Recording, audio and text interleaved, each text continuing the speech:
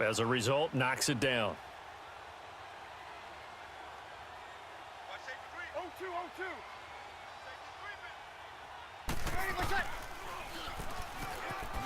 And he will lose yardage here back at the 23-yard line.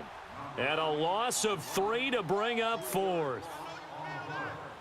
Well, that's the big drawback to this play. Even if somehow the quarterback pitches it, he's not immune to the big hit. In this case, he kept it and absorbed it anyway.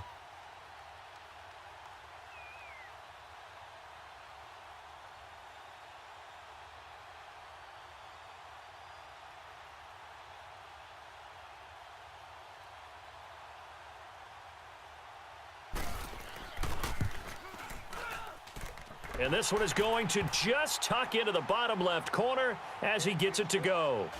And that will push the lead up to double digits now at 10. So barring something extraordinary here in the closing stages, that field goal should just about put this one on ice. Yeah, we've got to find 2 scores. So, you know, we're not going to exactly move it over there yet. It can be done, but, boy, it's going to be a little bit of a stretch for them, isn't it? Yeah, they would have to move incredibly quick and have some luck, too. To throw is Breeze. He gets it to Cooks. And he'll have it past midfield almost to the 40 before being taken down. A very nice pickup of 33 yards.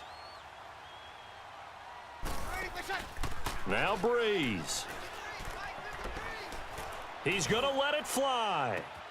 And it's caught. He's got it for a late touchdown. But probably a little too late. It would take a miracle of epic proportions if they're going to pull this one off. McManus now for the extra point. Extra point from McManus is good. And now things get a bit more interesting here in this 4th quarter. So just a 3-point game now as they send this one away.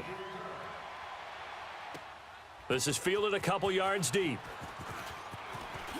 Now a hit and a loose football. And this is picked up by the Saints. And his guys will take over at the 25-yard line.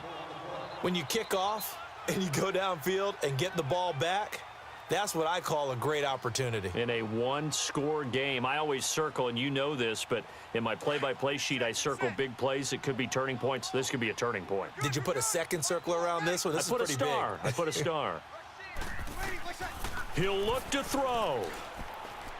And a flag comes in as that one falls incomplete. Well, let's see who this is on.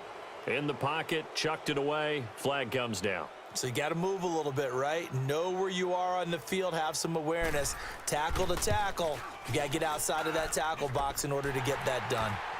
So a money kick there in the final seconds. And now, barring any hijinks on the kickoff here, partner, I think you and we're going to settle in for a little overtime. And I wouldn't have it any other way. This has been a dogfight all through regulation.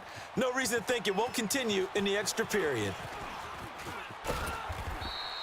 And here in overtime, if the team that receives the ball scores a touchdown, it's over. If they don't, we can still have some more football. That's exactly right. If they go down and kick a field goal, the other team gets a possession to either match it or score a touchdown to win the ball game. If both teams kick field goals, the next team to score wins. But if the receiving team throws a pick six or fumbles the ball and it gets picked up by the defense and they score, the game is over at that point. That's fielded in the end zone. And a couple yards deep, he'll go to a knee. He won't return it. And they'll take it out to the 25. The Packer offense now ready to get back onto the field, set for their first drive here in overtime. And this is where the crowd can really become a factor. They've had to battle it all day, but I know what you're saying. In overtime, that gets doubled, doesn't it? At least, because now the crowd really wants to be involved and help their team, and that first drive can dictate the whole thing because they know if this team takes it downfield and scores a touchdown, it's game over. It's been loud in here so far. Here's Hyde as they begin on the ground. And not a whole lot doing there as he'll get it up to about the 28-yard line. Tackle made by the second-round pick, Isaiah Oliver. Short gain there to start overtime. Almost a tester play, wasn't it? Wanted to see if the guys on defense were going to fit the gaps the correct way because we're in overtime. So it's not just physical tiredness out there, right? Mentally, are you still doing what you're supposed to do? And they were up to the task on that play. And certainly fatigue on both sides of the football. Breeze now 11 of 17 passing thus far. He's got his guys a 1st and 10. Breeze going to throw. Flushed out right. Throw left side complete. It's Fuller. And he'll be taken down, but not before he works it past the 50. He got 18 yards out of that one, and it gets him a new set of downs. So in Saints territory now. Here's 1st and 10 at the 46. Hyde. And here he'll be brought down a little shy of the 35 at the 36. It'll be a pickup of 10 yards. And that'll bring up a 2nd and just about a few inches here. They run it again with Hyde. And he gets it down to the 32. At 5 yards on the play there as the drive will continue. Boy, he does it at a high level, doesn't he? Because when I watch him, I think of his vision. Straight ahead, peripheral. Also has that sense of where holes are going to be before they actually open. I think that helps set him apart from many of the other backs in the league. 7 yards on the pickup there, and it'll leave him with a 2nd and 3. 36. Breeze to throw on 2nd down. Eluding the pressure right. Oh, and it's intercepted. Picked off by Aqib Talib. And he's going to return it to the 21-yard line. A costly mistake here in OT. And you know what they say, when you throw an interception like that in overtime, you don't usually get a chance to throw a 2nd one. I mean, I'm not sure the analytics on it. Let's ask Marvin, our statistician, to ring that down for us. That's typically how coaches and teams feel about it. If you throw one, you likely cost yourself the game. This drive starting off on the right foot, 18 yards. That's a lot of beef thundering downfield off of the toss play, and it takes me back to when I was a kid and watching USC play. Remember the old toss that they ran? They used to call student body right or student body left because everyone was out in front of the ball carrier. In fact, one of their favorite plays, it was called rose stem right or rose stem left, depending on the formation, 28 toss. And 28 toss was their bread and butter. So line of scrimmage still the 39 on 2nd and 10. Back to the air on 2nd down. It's Breeze. And he comes back with one complete. And he'll be stopped right at midfield.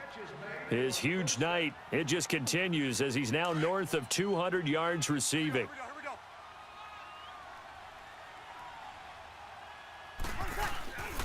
Now Leonard Fournette, and nothing doing. He's immediately taken down at the line of scrimmage. It's the Pro Bowl corner, Aqib Talib, there to stop him. Well, usually you don't think of the cornerback coming in for a no-gain play, but that's what we had there. Nice tackle. Yeah, and how about the range, too? Coming from the outside part of the play, moving his way into the inside and making that play happen. No gain for the offense, big play for the defense. Oh, there's that man again. It's complete. And he'll go down shy of the 40 at the 41. They'll wind up getting 10 back as that sets him up for 3rd down. The offense on 3rd down tonight, they've only converted once in 4 tries. They're looking at 3rd and a few inches. Breeze going to sneak it, and he's going to be taken down right at the line. There may have been a little bit of an element of surprise there. 3rd and inches, and they go quarterback sneak. I still feel like this is a play that often is reserved for 4th down. A couple of 1st downs have him to the 40 now on 1st and 10.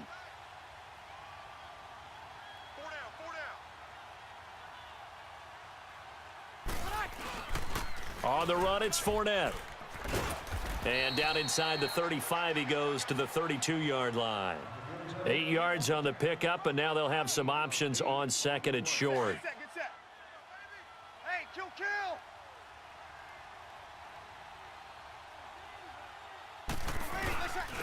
Now a carry for the fullback. This is Jay Prosh. And now a fumble. The ball's out, and the Packers pick it up. And his guys will take over at the 25-yard line. And a costly, costly mistake. Coaches talk so much about ball security, and in overtime, so paramount. Partner, do you ever wonder if maybe they talk about it too much? Too much, yeah. Doesn't seem like you can, but maybe by discussing it time and time again, and you know they overemphasized it here, It almost became self-fulfilling. And any points beat them here. Field goal or a touchdown now. This being their second opportunity in overtime, third overall drive. See if they can settle into a rhythm. And that's what you're looking for. Get a few first downs, move the ball downfield, have some confidence, get yourself in a spot where you can at least kick a field goal to win it. But I tell you this, if I'm the play caller, I'm looking at that part of my sheet that says playmakers. Get the ball in their hands, critical situation, now's their time. Now, meanwhile, here's a second down throw that's knocked away and incomplete. After an incomplete pass on second down, that'll leave them trying to convert on 3rd and 9. And they'll go ground game here with a tailback. And they work this well upfield across the 45. That good for 22 and a first down. This is a little bit like baseball here. Strong up the middle. Both sides want to be that. In this case, the offense ended up winning the ultimate battle. And those big runs between the tackles, that's a little deflating for a defense, isn't it? It really is, because that's where your strength's supposed to be. You're supposed to be in a spot where they can't make that yardage there. You're supposed to send them outside. Not in this case. It went right back to him, but he pretty much had nowhere to go on that play. Yeah, the previous carry looked pretty good. That one, maybe he was a little tired. I don't know. Yeah, maybe he should have tapped out and had a second back come in and maybe make that run. Who knows?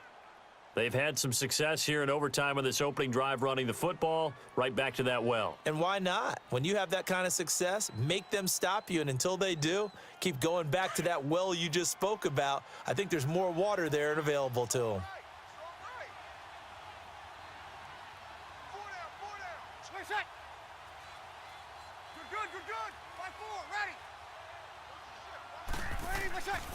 Breeze looking to throw on 3rd and 2. Throw left side on target to Thielen. 90 yards receiving now for him in the ball game. It's a first down. Charles, you get into these overtime situations, that's not a bad guy to dial into. Well, when you have to have plays, especially in a spot as you just described, we're in OT, you've got to go to the guys you can trust and you know are going to make the plays. Well, they say, it's not the X's and the O's, it's the Jimmies and the Joes. And back to the ground, Hyde. And able to get about 3 as he's taken down right at the 20. And that carry probably not so much for yardage, just to get the spot that you want to kick the field goal. And any yardage game there is really kind of... Oh, and it's intercepted. Picked off by Aqib Talib. Accelerating, and off he goes. The 20. 10, and he will take this one home. It's a touchdown. Still catching our breaths from that electric finish. You get into overtime, that's one thing. It was a great 4 quarters. But then in OT, not only to win it, but to win it on a defensive score. Wow. Oh, definitely. And I think from now on, we're going to definitely travel someone who can help us, because I thought I was going to pass out at the end.